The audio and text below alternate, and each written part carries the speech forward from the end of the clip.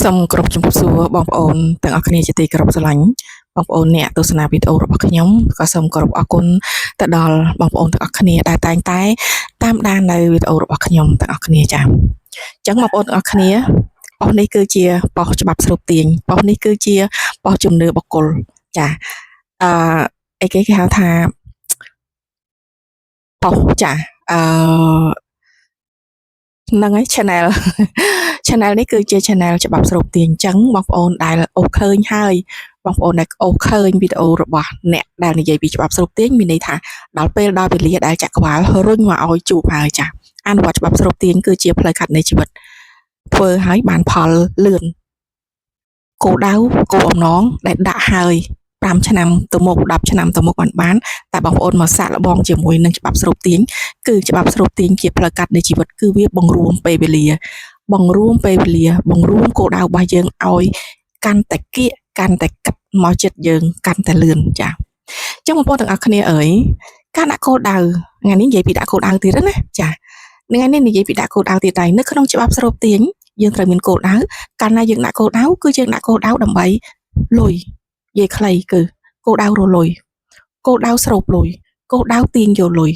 អញ្ចឹងបងប្អូនដាក់គោលដៅហើយដាក់គោលដៅហើយបានឬមិនបានវាអាស្រ័យទៅលើថ្ងៃនេះចង់និយាយថាដាក់គោលដៅរួចត្រូវពិនិត្យមើលចំណុចអីខ្លះហេតុអីបានជាដាក់មិនបានហេតុអីបានជាដាក់បានខ្លះមិនបានខ្លះហេតុអីបានជាបានមិនដូចចិត្តចា៎អញ្ចឹងឯមុនគឺនិយាយពីដាក់គោលដៅដែរតែនិយាយពីថាគោលដៅហ្នឹងដូចជានិយាយថាគោលដៅឆ្នាំចាស់មិនទាន់បានតើគោលដៅឆ្នាំថ្មីគិតយ៉ាងម៉េចចាអញ្ចឹងយើងនៅសល់តែ2ខែទៀតទេយើងដាក់ឆ្នាំ2025ហើយអញ្ចឹងគោលដៅ2026យ៉ាងម៉េចដែរចាតែឥឡូវនេះចង់និយាយថាគោលដៅណាក៏ដូចគោលដៅណាដែរនៅពេលដែលយើងដាក់គោលដៅយើងត្រូវមាន3ចំណុចធំដាក់គោលដៅហើយត្រូវតែមាន3ចំណុចធំដែលយើងត្រូវអនុវត្តដែលយើងត្រូវដើរទៅព្រោះដាក់គោលដៅហើយយើងមិនមែនទៅដេកចាំគោលដៅដល់ណាមែនទេដាក់គោលដៅគឺជាការកំងចក្រវាលតែយើងក៏មិនដេកចាំឲ្យចក្រវាលធ្លាក់មកដែរសូមបញ្ជាក់លុយដែលយើងកំងមិនមែនធ្លាក់មកពីលើមេឃទេចាលុយដែលយើងកំងមិនមែនធ្លាក់មកពីលើមេឃគ្រប់ដែលយើងអត់បានធ្វើអីនោះទេការងារត្រូវធ្វើចាច្បាប់ស្រូបទាញចេះហើយអនុវត្តហើយតែត្រូវមានឧបករណ៍ហ្នឹងគេឧបករណ៍ហ្នឹងគឺមុខរបរអ្នកឯងរកស៊ីអីអ្នកឯងលក់អីអ្នកឯងធ្វើការងារអីនោះហើយគឺជាមុខរបរលុយមកតាមមុខរបរមិនមែនលុយមកធ្លាក់ពីលើមេឃហុយមកទេលុយមកតាមមុខរបរចាអញ្ចឹងបងប្អូនទាំងអស់គ្នាថ្ងៃនេះនៅទេតៃដល់ដោយសារទៅកក់សក់ហើយអញ្ចឹងបងប្អូនទាំងអស់គ្នាអើយដាក់គោលដៅហើយបានឬមិនបានទី1ដាក់គោលដៅហើយបានឬមិនបានចំណុចទី1បើចង់បានគោលដៅហ្នឹងបើគោលដៅហ្នឹងពិតប្រាកដថាយើងចង់បានគោលដៅហ្នឹងយើងមានបំណងប្រាថ្នាទៅលើរឿងមួយហ្នឹងយ៉ាងពិតប្រាកដដាក់ហើយចំណុចទី1ជឿអត់ជឿប្រមាណភាគរយជឿឲ្យបាន100%ចាំដាក់បើខ្លួនយើងមិនជឿផងទៅធ្វើមិនបានសំខាន់ណាស់អានេះ keyword សំខាន់ហ្មងជឿដោយគ្មានហេតុផលជឿដោយគ្មានហេតុផលជឿបានដោយអត់ចាំបាច់យកអីមក support ទេ2027ឬក៏2026ចង់ដូរម៉ូតូឲ្យបានម៉ូតូនឹងថ្មីឲ្យបានម៉ូតូស៊េរី2026ឬក៏2025ជឿអត់ជឿថាបានអត់បើជឿថាបានចាំដាក់បើអត់ជឿទេសួរថា2026ចង់បានម៉ូតូនឹងមែនអត់ប្រកាសអត់ចង់បានអត់ជឿអត់ជឿចាំដាក់បើអត់ជឿកុំដាក់គោលដៅមិនថាតូចមិនថាធំវាអាស្រ័យទៅលើជំនឿកុំវិភាគ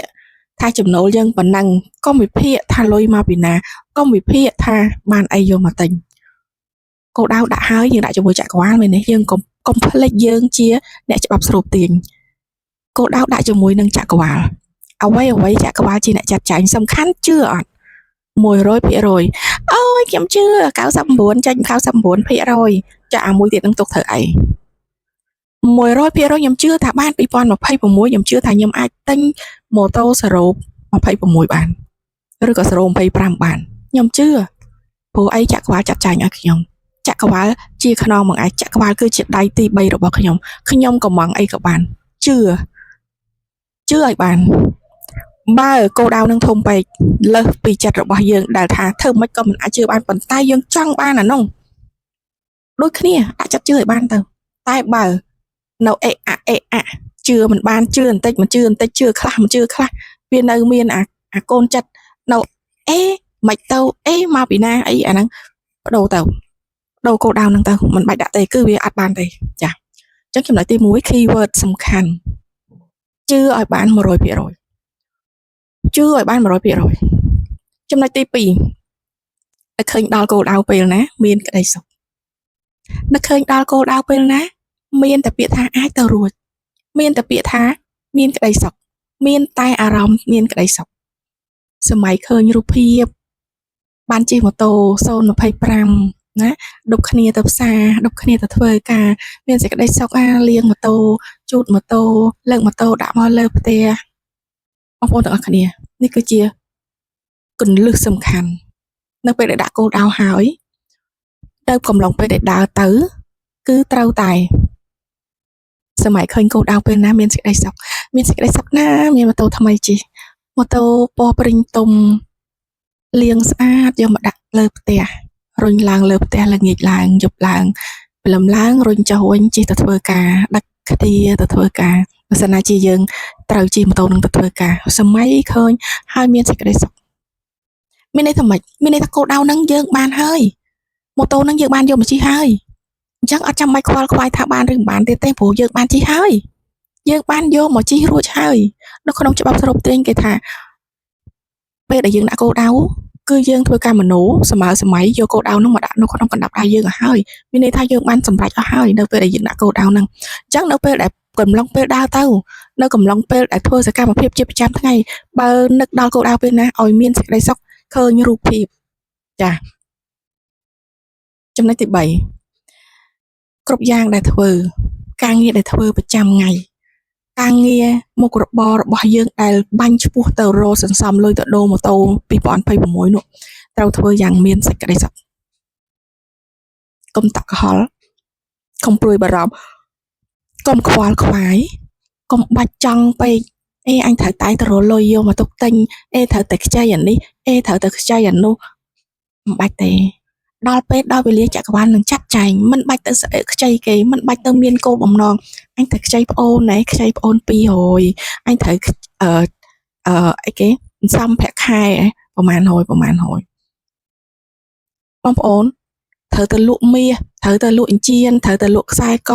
ដើម្បីប្រគ្រប់យកលុយ3000 4000ហ្នឹងមកទិញម៉ូតូបងប្អូនអើយមិនបាច់បោះត្រាទុកមិនបាច់រៀបជើងព្រួលមិនបាច់រៀបគម្រោងការទេអាហ្នឹងជាតួនាទីរបស់ចក្រវាលមិនបាច់ទៅចេះគិតអស់ហ្នឹងទេបើសិនណាជាបងប្អូនគិតអស់ហ្នឹងមានន័យថាយកតួនាទីចក្រវាលមកធ្វើហើយកាលណាបងប្អូនធ្វើតួនាទីរបស់ចក្រវាលគឺចក្រវាលនឹងប្រឡែងចោលឲ្យបងប្អូនធ្វើតែម្នាក់ឯងហើយចឹងចក្រវាលលែងលូកដៃមកដៃទី3លែង support យើងហើយពួកចក្រវាលថាគាត់ចេះគិតតាចេះគិតទៅលក់មាសចេះគិតទៅលក់ខ្សែកណាចេះគិតទឹកជ័យបងប្អូនអីណាអីចឹងណាចឹងចក្រវាលថាវាចេះគិតខ្លួនវាអញ្ចឹងអត់ទៅគេវាគិតទៅបងប្អូនចាអានេះជាតួនាទីរបស់ចក្រវាលតួនាទីរបស់បងប្អូនរស់ស៊ីអីលក់អីធ្វើការងារអីធ្វើតាហ្នឹងទៅដល់ពេលដល់វេលាចក្រវាលចេះចាត់ចែងហើយលុយមកពីណាមិនដឹងទេចេះហើយចក្រវាលចេះណាស់ដល់ពេលដល់វេលាស័ក្តិសមត្រូវចង្វាក់របស់ចក្រវាលនឹងរុញលុយចំនួនហ្នឹងមកឲ្យគ្រប់ប៉ទិញម៉ូតូនឹងបានហ្មងជឿឲ្យបាននឹកដល់គោលដៅពេលណាមានក្តីសុខការងារដែលធ្វើរាល់ថ្ងៃគឺធ្វើឲ្យមានក្តីសុខកុំចេះចាត់ចែងការងាររបស់ចក្រវាលទុកពេលទុកវេលាឲ្យចក្រវាលជាអ្នកចាត់ចែងទុកចង្វាក់ឲ្យចក្រវាលជាអ្នកធ្វើលុយមកពីណាលុយបានពេលណាអ្នកណាយកមកឲ្យជារឿងរបស់ចក្រវាលចឹងបងប្អូនធ្វើតែប៉ុណ្ណេះទៅពេលដែលបងប្អូននឹកឃើញ ơi mà tao chặt quả chặt chanh ao ơi cầm pông tái chặt chanh ao hay về đào về lấy chặt quả nâng rối mà ao đào một tạt tầm đòn chưa ai bàn chả chắc mà ổn không chết tao chặt chanh ca nghi cho nó chặt quả nè không chết tao cắt cô anh thấy lụa xe con nè bản bàn khổng lồi nằng anh thấy tao chơi ôn thêm rồi còn tao chơi bong thêm đầm bay cục nổ bà sana chia bong ôn cất bẹp nắng bong ôn nằng ban lụa ở nằng bật mền chẳngនៅពេលដែលគិតបែបហ្នឹងគឺត្រូវតែប្រាប់ខ្លួនឯងថា no no no no no អត់មានត្រូវលក់អីទេអារឿងលក់អត់មានលក់ទេគឺត្រូវតែទិញថែមអារឿងលក់អត់លក់គឺទិញថែមចក្រវាលចាត់ចែងឲ្យខ្ញុំគ្រប់យ៉ាងលុយមកពីណាអត់ដឹងលុយគឺជាលុយរបស់ចក្រវាលដល់ពេលដល់វេលាចក្រវាលនឹងចាត់ចែងឲ្យខ្ញុំបងប្អូន keyword នេះសំខាន់ណាស់ណា keyword នេះសំខាន់ពឹងលើកម្លាំងចក្រវាលបងប្អូនសាកមួយរឿងណាទៅសាកមួយរឿងដល់ថ្ងៃបង់ធនាគារខែនេះស្ទើរលុយនៅក្នុងការបង់ធនាគារសម្រាប់បងប្អូនដែលជាប់ធនាគារខ្ញុំជឿថាភាគច្រើនជាប់ធនាគារដល់ថ្ងៃដល់ពេលគិតថាដឹងយើងដឹងខ្លួនយើងឯងថាលុយអត់គ្រប់ទេបងប្អូនจ๋ាបោះបំណងប្រាថ្នាទៅចក្រវាលវឹងបាត់បាจ๋ាថ្ងៃនេះខែនេះកូនកំងលុយប៉ុណ្ណេះយកមកធ្វើអីកុំថាយកទៅបង់ធនាគារយកមកធ្វើអីកូនកំងលុយ$500ថ្ងៃនេះខែនេះបង់ថ្លៃសាលាកូនទិញអីវ៉ាន់លក់ណាទិញអីវ៉ាន់លក់ដើម្បីជីវភាពគ្រួសារបង់ថ្លៃសាលាកូនដើម្បីឲ្យកូនមានសាលារៀនល្អដើម្បីឲ្យកូនមានចំណេះដឹងដើម្បីឲ្យកូនថ្ងៃអនាគតទៅមានអនាគតល្អប៉ាចាប៉ាចាត់ចែងឲ្យកូនដល់ពេលដល់វេលាប៉ានឹងចាត់ចែងឲ្យកូនលុយមកពីណាគាត់ដឹងកូនដឹងថាដល់ពេលដល់វេលាកូនមានលុយហ្នឹងចាដល់ពេលដល់វេលាកូនមានលុយហ្នឹងអូខេសាកមកក្តារមួយចក្រវាលណាសាកមកក្តារជាមួយនឹងចក្រវាលទាំងអស់គ្នាសាក់នេះដល់ពេលយូរទៅដូចមិនទេនេះ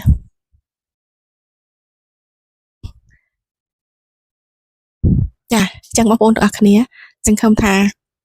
ផ្លូវមួយនេះនឹងជាវិធីដោះស្រាយដ៏ល្អមិនបាច់ទៅចៃគេថែមមិនបាច់ទៅលក់មាសលក់ប្រាក់អីទេណាបងប្អូនទាំងអស់គ្នាជារឿងមួយដែលអាចលបងបានបងប្អូនតែសំខាន់ជឿឲ្យបានជឿមកជ្រុលថា